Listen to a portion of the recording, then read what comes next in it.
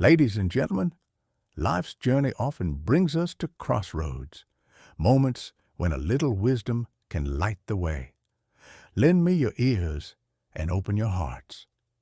We've gathered some thoughts, some quiet observations, and it's our sincere hope that within these words you'll find a spark, a tool, something that empowers you to grow and thrive.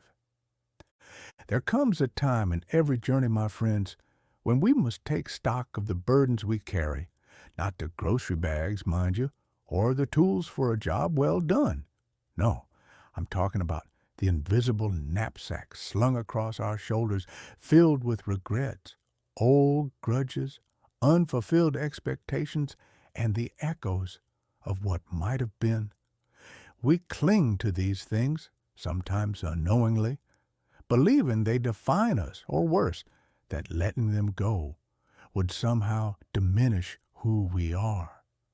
Think of a young child clutching a favorite worn-out toy. Even when it's broken, faded, and no longer brings joy, they might resist giving it up.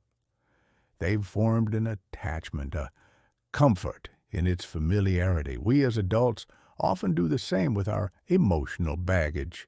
We hold on to past hurts like a worn photograph, constantly revisiting the pain.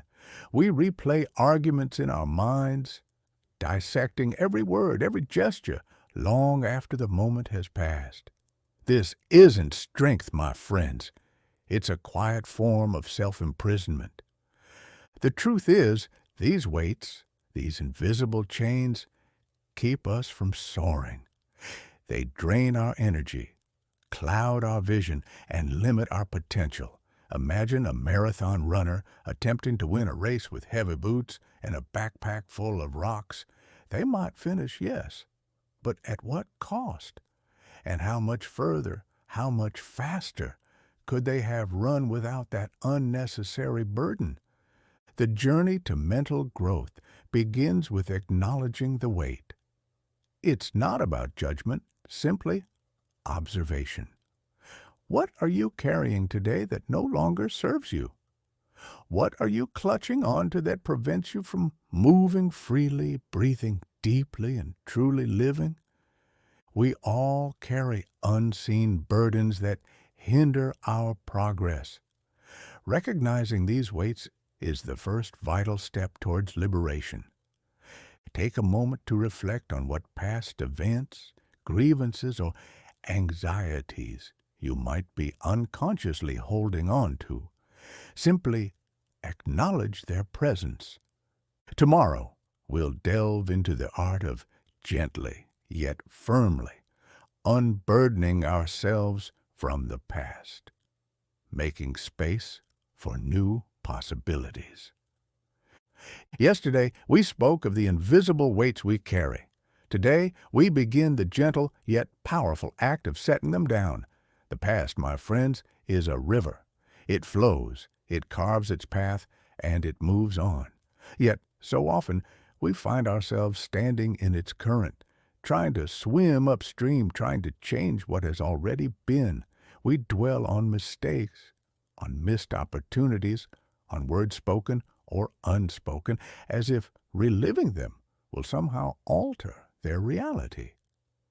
Consider the great city of London, a place steeped in history. It has endured fires, wars, and countless transformations. Yet London doesn't cling to every ruin or every scar. It learns from its past, preserves what is valuable, and rebuilds, always moving forward.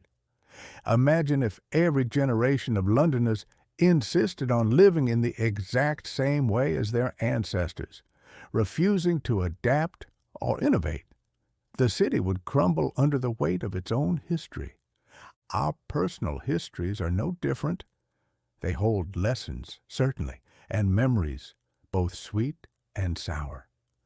But when we allow the past to dictate our present, we deny ourselves the chance to create a new future. Unburdening the past isn't about forgetting or denying that things happened. It's about accepting what was, learning what you can, and then consciously choosing to release its hold on your present moment. It's about understanding that the person you were and the experiences you had brought you to this very point. Now, it's time to decide where you go from here. This takes courage, a quiet strength. It's the courage to say, that happened, and now I choose to move on. It's the strength to forgive yourself, and perhaps others, for the imperfections of the human journey. Releasing the grip of the past allows us to live fully in the present and shape our future. Identify one past event or regret that you frequently dwell on. Write it down, acknowledge its impact, and then symbolically, or actually, if it helps, tear up the paper, signifying your choice to release its current hold.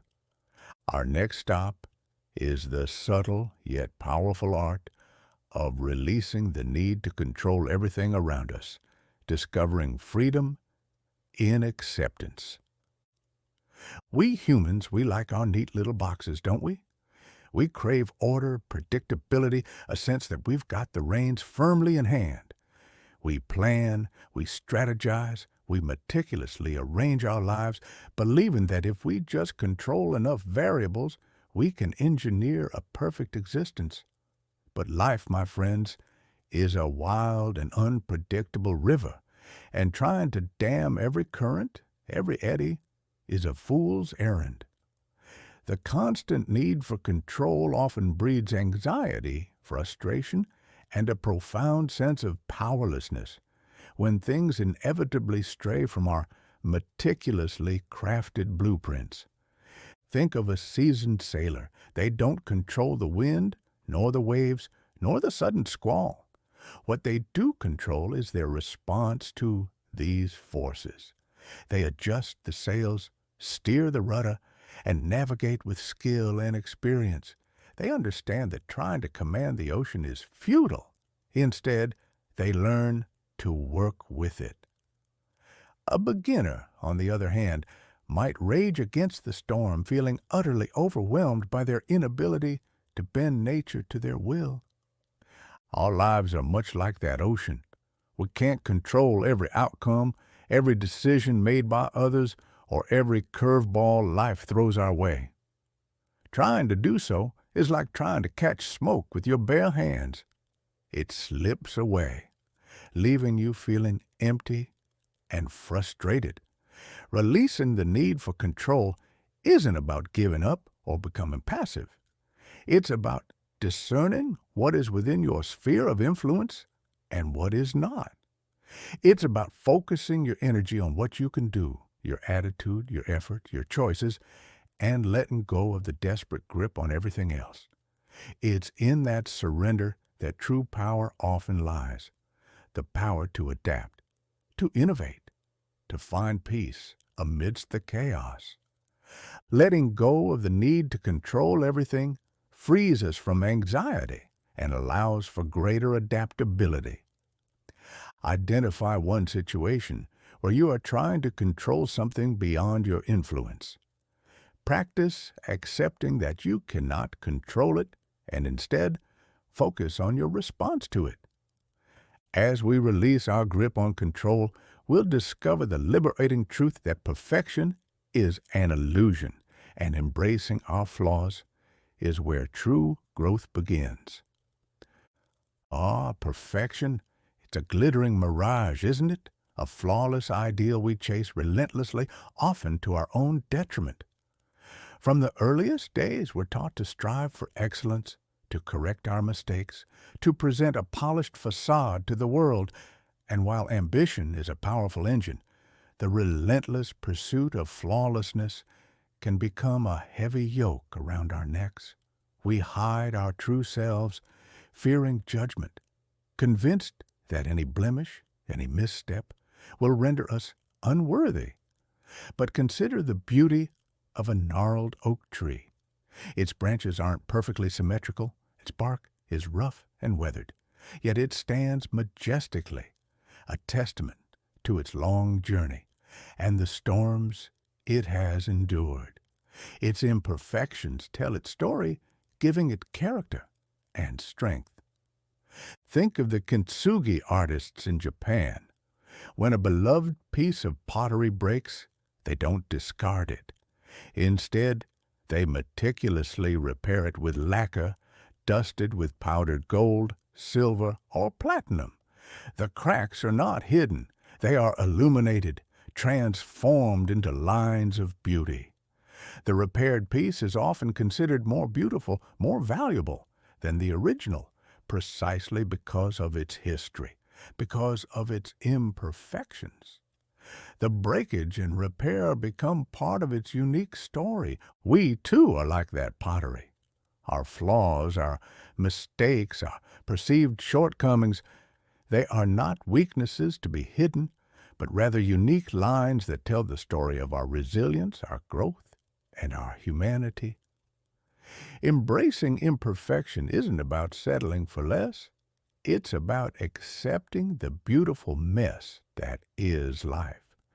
It's about understanding that growth rarely happens in a straight line, and that true strength often emerges from acknowledging our vulnerabilities.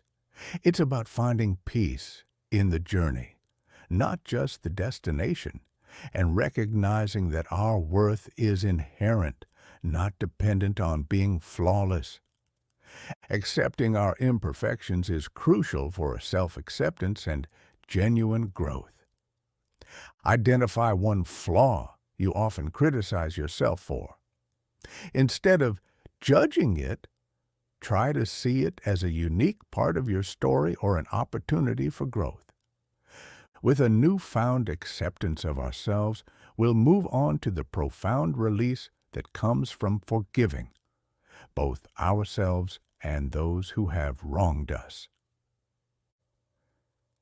If these words have resonated with you, if they've sparked a flicker of understanding or a flame of inspiration, then we humbly ask for your support.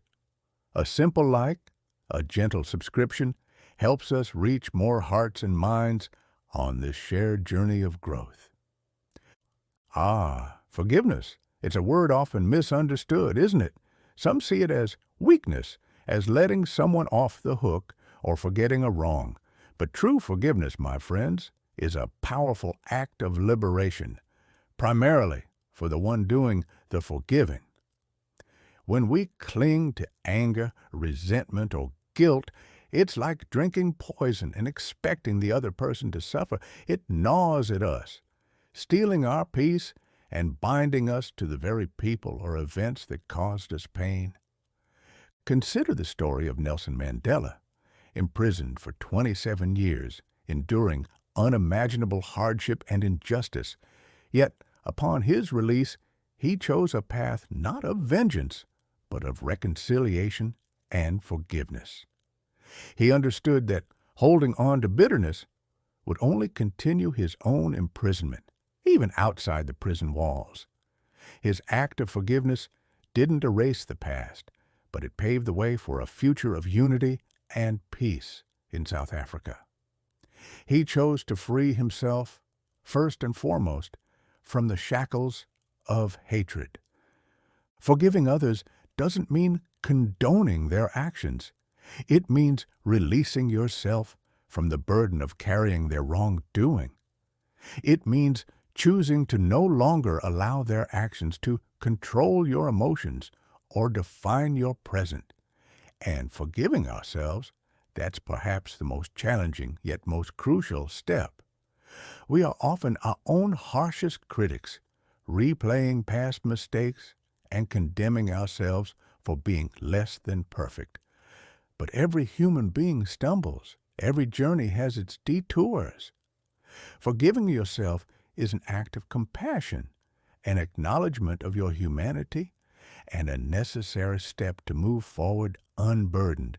It's about accepting that you did the best you could with what you knew at the time, and choosing to learn, grow, and release the self-inflicted chains of guilt. Forgiveness, both of ourselves and others, is a powerful act of self-liberation. releasing us from the burden of resentment and guilt. Identify one person you hold a grudge against or one mistake you struggle to forgive yourself for. Reflect on the possibility of releasing that burden, even if it's just a small step. As we release the chains of the past through forgiveness, we'll discover how to dismantle the invisible walls built by limiting beliefs, opening ourselves to boundless possibilities. For too long, many of us have walked through life with invisible fences around us, built not by physical barriers, but by the very thoughts we hold about ourselves and the world. These are what we call limiting beliefs, quiet whispers in our minds that tell us, "You're not smart enough. You're not good enough. That's not possible for someone like you." They are stories we've adopted, often from childhood experiences or societal messages, and over time, we begin to treat them as undeniable truths. But, my friends, a belief is just a thought we keep thinking, and a thought can be changed. Consider the story of Roger Bannister, the first man to break the 4-minute mile barrier. For decades, the 4-minute mile was considered an insurmountable physiological barrier. Doctors and scientists argued that the human body simply wasn't capable of such a feat. It was a deeply ingrained limiting belief, not just for runners, but for society at large. But Bannister, fueled by a different belief, trained relentlessly. When he finally ran it in 3 minutes and 59.4 seconds in 1954, something remarkable happened. Within months, several other runners also broke the 4-minute barrier. Why? Because the limiting belief had been shattered. They saw it was possible, and suddenly it was. Your potential, my friends, is far greater than the boundaries imposed by these old stories. Letting go of limiting beliefs isn't about ignoring reality. It's about questioning the stories you tell yourself and opening up to new possibilities. It's about recognizing that many of these beliefs were formed when you were younger, with less information, less experience, and less power. You have the power now to rewrite your own narrative, identify those beliefs that hold you back. Challenge them. Ask yourself, is this truly a fact or just a story I've been telling myself? The moment you begin to question them, their power over you begins to fade, and a whole new world of opportunity opens up before you. Identifying and releasing limiting beliefs is essential for unlocking our true potential and embracing new opportunities. Pinpoint one limiting belief you hold about yourself. Challenge it by finding evidence that contradicts it, or by imagining what you would do if that belief didn't exist. Having freed ourselves from the confines of limiting beliefs, we'll now explore how to gracefully navigate the inherent uncertainties of life, finding peace even when the path ahead isn't clear. Life, my friends, is rarely a straight line. More often, it's a winding road, with unexpected twists and turns, sudden detours, and stretches where the fog is so thick you can barely see a foot in front of you.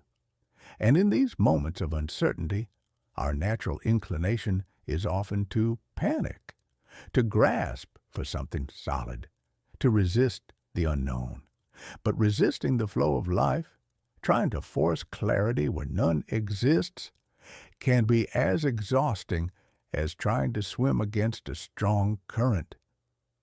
The true power lies not in eliminating uncertainty, but in learning to dance with it, to navigate it with grace and a quiet confidence. Consider the early explorers, those brave souls who set sail across uncharted oceans. They didn't have detailed maps. They didn't know what lay beyond the horizon. They faced storms, unknown currents, and the fear of the unknown. But they didn't turn back. Instead, they learned to read the stars, to trust their instincts, to adapt to whatever the journey threw at them. They understood that the greatest discoveries often lie beyond the comfortable and the familiar. Their courage wasn't the absence of fear, but the willingness to keep moving forward despite it. Navigating uncertainty with grace means developing a quiet trust in your ability to adapt. It means focusing on what you can control, your attitude, your preparation, your effort, and accepting what you cannot. It's about finding opportunities in the unknown rather than fearing the potential pitfalls. It's the understanding that growth often happens on the edges of our comfort zones, and that sometimes the most beautiful paths are discovered when we allow ourselves to wander without a fixed destination. When the future feels murky, breathe, focus on the present moment, and trust that you have the inner resources to face whatever comes next. Embracing uncertainty with grace allows us to adapt to life's changes and discover new opportunities. When faced with an uncertain situation, practice focusing on the present moment and what you can do right now, rather than getting lost in worrying about the future. As we learn to embrace uncertainty, we'll delve deeper into the profound freedom that comes from emotional detachment, allowing us to observe life without being consumed by its currents.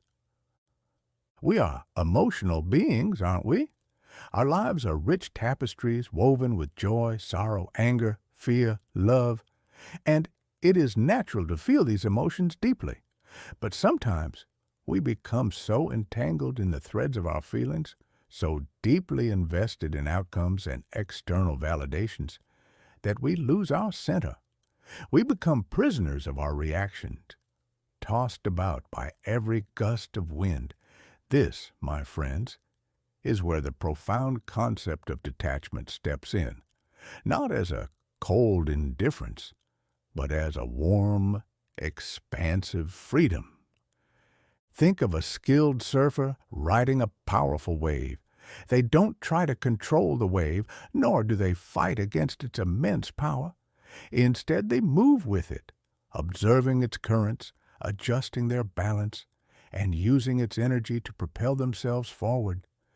They are fully present in the moment, engaged with the wave, yet not consumed by it. If they were to panic or rigidly resist, they would be swallowed by the ocean. Their mastery lies in their detachment from the outcome, their focus on the ride itself. Emotional detachment isn't about becoming unfeeling or uncaring. It's about cultivating a healthy distance from outcomes, from the opinions of others, and even from the immediate pull of our own strong emotions. It's about observing your feelings without allowing them to hijack your actions. It's understanding that while you experience emotions, you are not defined by them. This perspective allows you to respond thoughtfully rather than react impulsively. It frees you from the constant need for external validation and allows you to find your peace from within. When you are detached, you are truly free to choose your response, to move through life with a calm resilience, knowing that your inner peace is not dependent on external circumstances. Emotional detachment provides the freedom to observe our feelings and external events without being consumed by them, fostering inner peace. The next time a strong emotion arises, try to observe it without judgment. Ask yourself, what am I feeling, rather than immediately reacting to it. With the wisdom of detachment as our guide, we embark on the final chapter of our journey, laying out a clear and empowering path for sustained mental growth and a life lived with purpose.